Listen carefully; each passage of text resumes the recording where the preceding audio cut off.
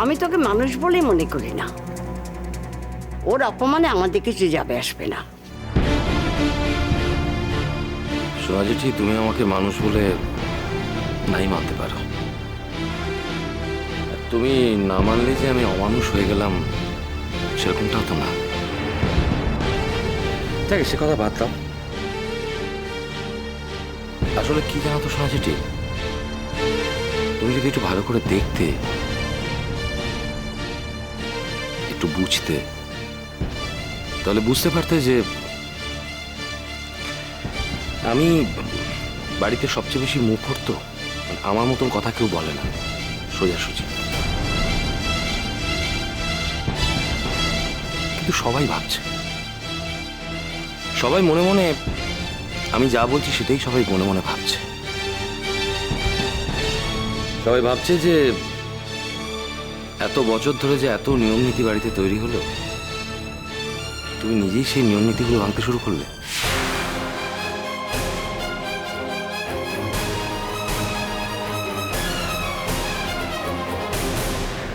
জ্যাঠামশাই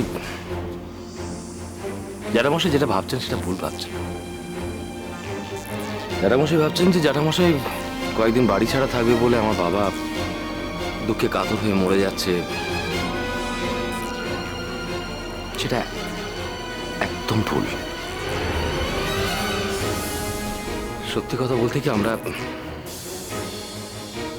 খুব অপমানিত হয়েছি।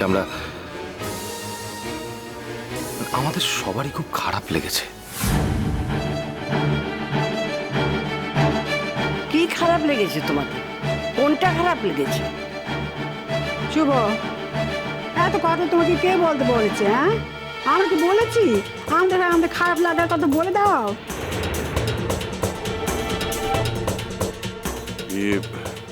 দাদা, ওই বৌদি একটু আগে শুভর ব্যাপারে বলছিল না, কি বলছিল? আমরা কিন্তু ওর কথা কেউ ধরি না, মানে তুমিও ওর কথা ধরো না, গায়ে মেখো। যাও যাও, বেড়াতে যাচ্ছ, যাও যাও, ঘুরে এসো। তোমার বৌমার শুধু একটা ব্যাপারে মনে লেগেছে। আসলে আমি তো বরাবরই, মানে বৌদির বেলা একরকম, আমার বউয়ের বেলা একরকম, সেরকম তো করিনি। আর তো হুজুগে মানুষ তো, তোমরাও বেড়াতে যাচ্ছ ভেবেছে তোমরা ওকে সঙ্গে করে নিয়ে যাবে, এই আর কি।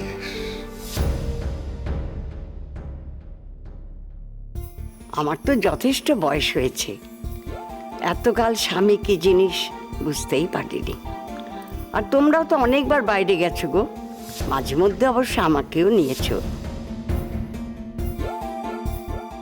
এমনও তো কতবার হয়েছে যে তোমরা গেছো, আমি বাড়িতে থেকেছি, ছোট ছোট বাচ্চাগুলোকে দেখাশোনা করেছি, আমি জোর করে তোমাদের পাঠিয়েছি। কি রে ছুটকি, কথাগুলো মনে পড়ে নাকি ভুলে গেছিস? আমার ঘাট হয়েছে দিদি, আমার ঘাট হয়েছে। আমি ভেবেছিলাম আমরা সকলে মিলে একসঙ্গে পুরী বেড়াতে যাব, তোমার কথা শুনেই তো ভেবেছিলুম। আমার ভুল হয়েছে, আমি ভুল ভেবেছিলুম। সত্যি তো, তুমি কতবার আমাকে ঠেলে ঠেলে তোমার ঠাকুর সঙ্গে বেড়াতে পাঠিয়েছিলে, সে কথাখানে ভেবে আমার তো উচিত ছিল দার সঙ্গে তোমাকে ঠেলে বেড়াতে পাঠানো। করিনি, তা কি হয়েছে? সব ব্যবস্থা তো তুমি নিজে করে নিয়েছো, তাতে কি কিছু কম পড়েছে দি? শোনাবো, তোমাকে আমি আগেই বলেছিলাম যে সংসারে থেকেও তুমি কিন্তু সংসারের ধর্মটা বোঝোনি। তুমি আমাকে বলেছো যে আমরা বেড়াতে যাচ্ছি শুনলে এরা নিজে থেকে এত আনন্দ পাবে যে সবাই ভাববে যে একটা কাজের মতন কাজ করলাম। কিন্তু দেখো, আমি কিন্তু তোমাকে অন্য কথা বলেছিলাম। সংসারের হাল হকিকত আমি কিন্তু সংসারের বাইরে এতদিন থেকেও ঠিকই বুঝতে পারি। অপরাধ নেবেন না জ্যাঠাবাবু, আপনারা দুজন বেড়াতে যাচ্ছেন, এটা তো খুব ভালো কথা। আমরা চাই আপনারা এরকম অনেকবার বেড়াতে যান, কিন্তু আমাদের সবাইকে বাদ দিয়ে শুধু বাবা মাকে সঙ্গে করে নিয়ে গেলে কি খুব ভুল হতো জ্যাঠাবাবু?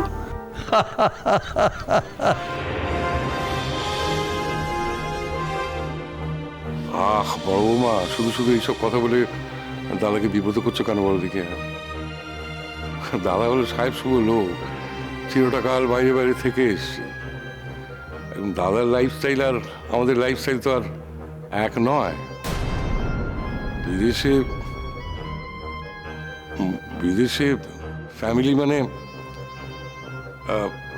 মানে শুধু হাজব্যান্ড ওয়াইফ আর তাদের ছেলে মেয়ে, তারা ওই সপরিবারে বেড়াতে যাবার কথাটা ভাবতেই পারে না।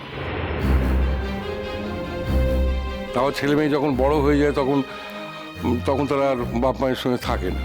তখন ফ্যামিলি বলতে শুধু হাজব্যান্ড অ্যান্ড ওয়াইফ, এইটা হলো ওদের ফ্যামিলির ডেফিনিশন। সেখানে দাদা বেড়াতে যাচ্ছে এই বলে এত ভিড় বাড়াতে যাবে কেন বলো দেখি? হ্যাঁ,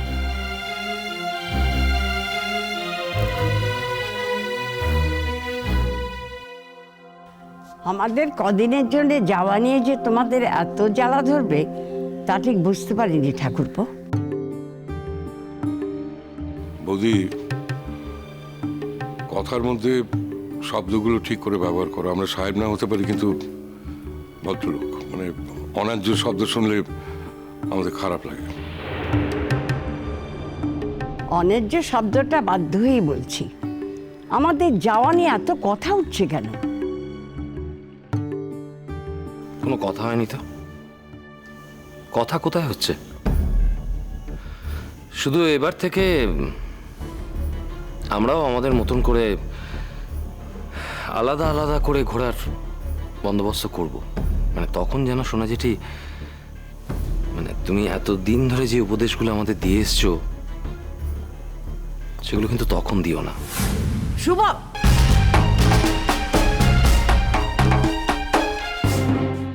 তোমার এত বড় সাহস, তুমি আমাকে এইভাবে অপমান করছো? তোমার জন্মের পর কোলে পিঠে করে তোমাকে মানুষ করেছি, তার দাম তুমি এইভাবে দিচ্ছ?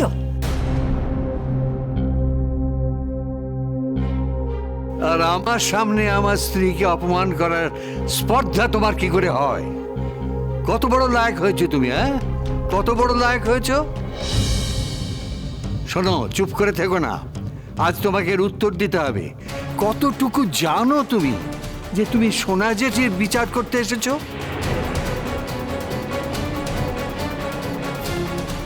হৃদয়, দেখ, নিজের চোখে দেখ। এই কাগজপত্রগুলো দেখলেই বুঝবি কোথায় যাচ্ছি, কেন যাচ্ছি।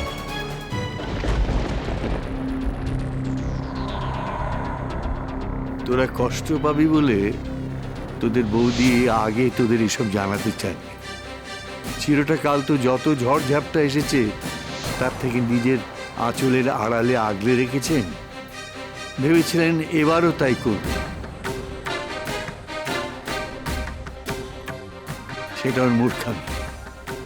উনি বুঝতে পারেননি যে সংসার এমন একটা জায়গা, এমন একটা জিনিস যেখানে সামান্য ভুলচুক হলে, এতটুকু ছন্দের গোলমাল হলে, একমাত্রা সরে গেলে কেউ কাউকে জায়গা ছেড়ে দেয় না।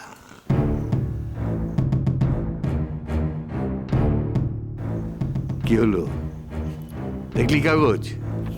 এইসব তো ডাক্তারি কাগজপত্র, এইসব দেখে আমি কি করব? নিশ্চয়ই দেখার কিছু আছে, তাই তোকে দেখতে বলেছি।